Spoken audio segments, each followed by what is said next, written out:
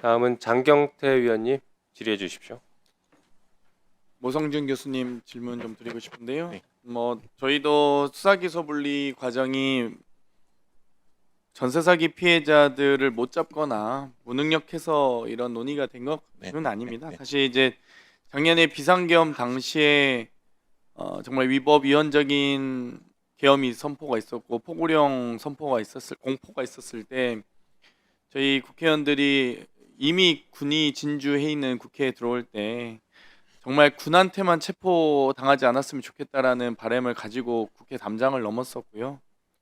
또 본회의장 안에서 본회의장 바로 앞까지 군인들이 진주해 있을 때 아마 법조인 의원님들이 다 그때 막 인터넷으로 검색을 했었어요. 그러면서 하시는 말씀이 다 하나같이 야, 계엄법을 내가 찾아볼 줄이야 이런 얘기를 많이 하셨거든요. 그리고 계엄법 실무 편람을 보면서 보니까 뭐 포고령 위반으로는 저희 다 당연히 체포 구금 영장 없이 다 가능하고 또 사형 선고가 아니면 다 군사법원에서 가능하게 되어 있더라고요. 그래서 이제 우리는 무기징역 선고돼서 그냥 어디 비원 벙커라는 소문이 있었는데 어디로 갈지 모르겠다 이런 얘기를 하면서 참 이 어떤 권력기관이 독점적으로 지위를 갖는 것에 대한 우려가 많이 있었던 것 같습니다. 네. 물론 그 전부터 좀 여러 가지 있었지만 좀 저도 질문 드리고 싶은데요.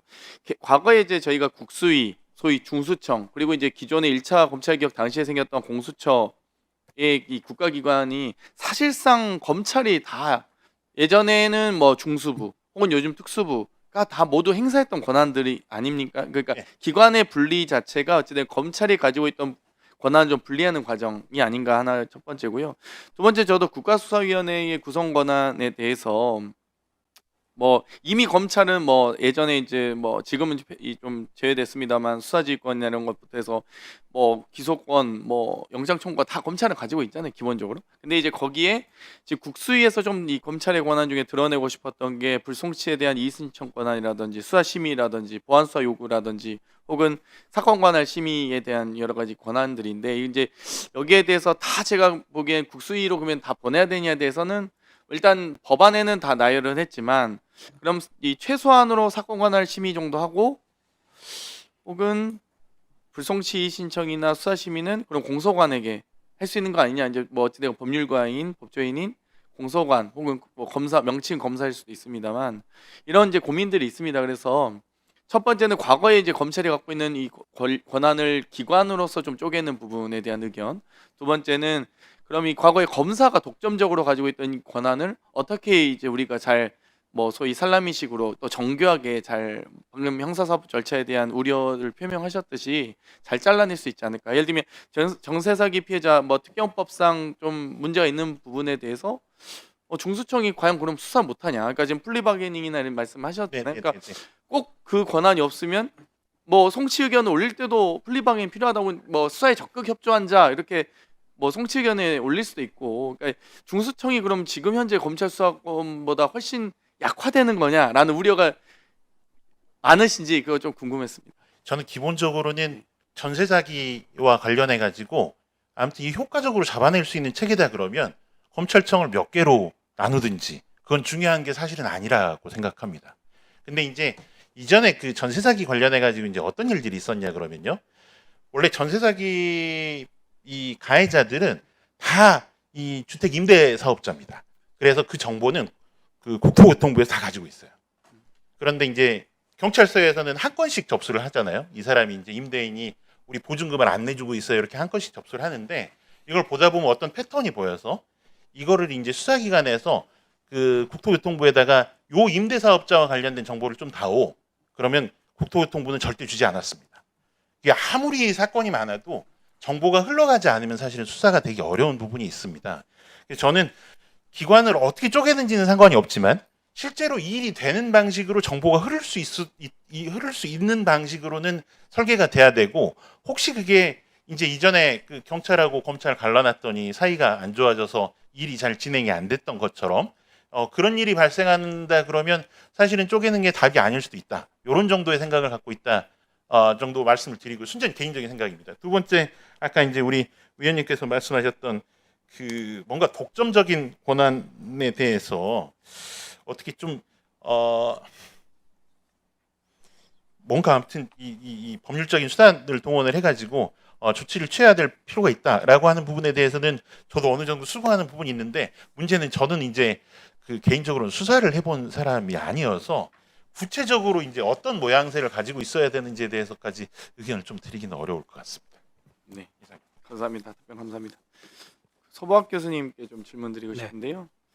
사실 이제 저희가 이제 각 부처의 행정구조 개편 논의를 하다 보면 사실 이제 뭐 당연히 이제 수사권에 대한 뭐 행안부의 비대화 우려나 또 법무부의 당연히 6대 중대범죄에 대한 인권수사 측면에서 법무부 산하가 맞지 않냐라는 의견도 있었습니다만 저는 개인적으로는 중수청은 행안부에 좀 갔으면 좋겠다라는 의견을 가지고 있습니다. 뭐 과도기적으로 혹은 한시적이라는 표현을 쓰더라도 어찌되었건 지금 법무부는 사실 검찰에게 저는 포위되어 있는 조직 아닌가라는 인식을 가지고 있고요. 제 인식이 잘못됐을 수 있지만 하지만 그렇다 해서 중수청이 행안부에 간다 한들 중수청과 경찰은 사실 물과 기름 관계라고 생각하거든요.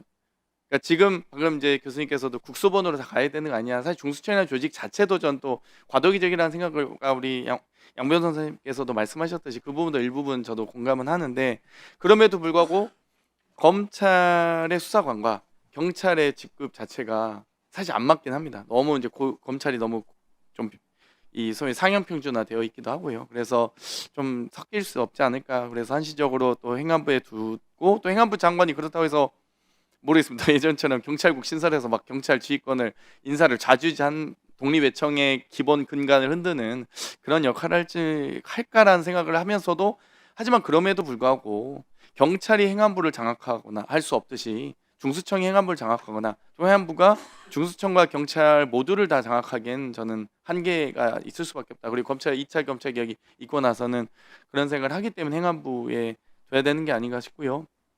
또 한편으로는 이 수사관들이 이제 1급부터 현재 법안엔 7급까지지만 이제 9급으로 확대된다 했을 때 법무부 소속에 만약 중수청이 있다면 중수청, 공소청 인사교류를 원천적으로 금지해 놓더라도 저는 법무부 수뇌부와 공소청 수뇌부와 중수청 수뇌부가 다 검사들로 이루어질 것 같습니다. 솔직히 1, 2급 이상 고위공무원단은. 그래서 법무부에 둬선 절대 안 되겠다는 생각을 하게 됐는데요. 혹시 거기에 대한 의견도 좀 말씀을 넣어주셔서 거기에 대한 의견 좀 고견 좀 듣고 싶습니다. 네, 뭐 의원님 견해에 저도 전적으로 동의를 합니다. 이게 우리나라에서는 법무부와 검찰 간의 상호 동일체 의식이 강하고 또 서로 영향력도 강하게 주고받죠. 뭐 실제로는 검사들이 법무부를 장악한 상태고 그러다가 보니까 이 법무부 장관을 고리로 해서 저는 공소청과 중수청이 한 몸처럼 그 행동할 가능성이 저는 상당히 크고 아마 동지의식을 아마 깊이 느끼고 있을 가능성도 저는 큽니다. 더군다나 이제 뭐 상황이 바뀌어가지고 보통 검사 출신 법무부 장관이 임명이 된다든가 이렇게 되면 저는 뭐 수사기소 분리는 사실상 무력화될 가능성이 저는 크다고 보거든요. 그래서 중수청을 행안부에 두든 뭐 총리실에 두든 저는 법무부에서 일단 빼내는 것은 반드시 필요하다 이런 말씀을 드립니다. 예. 네. 그 양변 선생님 마지막 질문 하나 좀 드리고 싶은데요. 네. 저도 이제 국가수사위원회가 이제 정말 이제 소위 이제 형사 사건의 실무로 막 파고들면 과연 국가수사위원회가 개별 사건에까지 다 이렇게 개입해서 할 수 있겠냐? 너무 비대한 거 아니냐? 과거에 그냥 검사가 하면 됐던 일 아니냐? 이렇게 뭐 지적해 주신 분들이 계시거든요. 그래서 이제 좀 고민이 이제 그런 겁니다. 이제 어디까지 이제 국가수사위원회 권한을 이제 부여할 것이냐의 문제인데 뭐 당연히 이제 그러니까 이렇게 중수청 설치까지 수사기소 분리와 중수청 설치까지만 인정하신다면 사건 관할에 대한 부분까지는 다 인정은 해주시는 것 같아요. 개별 사건까지 안 들어가는. 근데 이제 지금 공수처는 경찰과 검찰에 대해 사건 이첩 권한이잖아요. 그럼 만약에 이제 중수청에서 고위공직자와 관련된 부패 혐의를 하고 있을 때 그럼 중수청에 대해서도 공수처가 여전히 사건 이첩 권한을 가지고 있어야 되는 건지 아니면 이제 뭐 예를 들면 이제 그 사건 관할에 대한 논쟁이 만약에 국수위가 없이 한다면 결국 사건 이첩 권한을 누가 이제 우선권을 갖고 있느냐도 또 중요한 문제잖아요. 그러면 그 부분을 그러면 각 수사관이 조정하지 않게 하고 공소청의 공소관이 가지고 있게 해야 되는 건지, 그러니까 저는 제가 알기로는 아무튼 수사기소 분리에 대해서 일부 찬성하시고 또 국수위에 대한 우려가 있으시다면 그 국수위를 만약 배제한다면 그 수사기관과 공소청과의 관계를 어떻게 설정하면 좋을지 의견 좀 여쭙겠습니다. 지금 현행법상으로도 그런 수사권 경합이나 충돌 상황이 있는데 검찰이 나서서 조정하는 경우는 사실 없는 것 같고요. 그 중간에 끼어들어서 조정할 수도 없습니다. 권한 자체가 없기 때문에. 그렇기 때문에 공소청이 지금 어쨌든 뭐 민주당이나 조국혁신당에서 제안해 주신 공소청법을 보더라도 그런 권한을 조정할 수 있는 권한을 공소청에 넣기에는 좀 부적절할 것 같고요. 다만 이제 그런 거에 대해서 조정할 수 있는 국가기구가 따로 필요하다면은 저 개인적으로는 법무부 정도의 수사관할 조정위원회 같은 형태의 이름은 뭐로 하든지 간에 그걸 좀 둘 필요는 있다는 생각이 듭니다. 저는 짧게 짧게 마무리해 주십시오. 그 원래는 사실 근데 1차 검찰개혁 되기 전에 소위 수사기관이 다변화되기 전에는 검찰과 경찰만 있고 수사지휘권까지 다 검찰한테 있을 때는 수사기관 간의 수사 관할을 조정할 필요 없죠. 사실 경찰이 하고 있는 거 검찰이 갖고 와버리면 되잖아요. 사실 예전에 이제 공수처 있기 네. 전에는 사실 그 논쟁이 없었지 않았을까요? 그 전에? 그 송치 전에는 근데 그 논쟁이 있어가지고 경찰개혁위원회 뭐 서박 교수님하고 저하고 같이 활동했지만 그때도 저희가 권고할 때 그 자치경찰하고 그 국가경찰을 분리하게 되면 수사권 충돌이 있을 수 있고 경합이 있을 수 있으니까 그걸 위해서 그 조정을 위해서 수사관할위원회를 만들어야 된다는 것을 권고한 적도 있습니다. 그래서 근데 예전에 이제 많지는 않았습니다만은 이제 중수청이 만들어지면 더 많아질 것이고 말씀하신 대로 중수청하고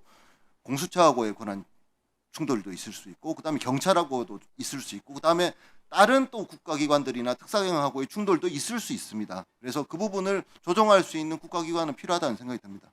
네, 감사합니다. 네, 수고하셨습니다. 다음은 이성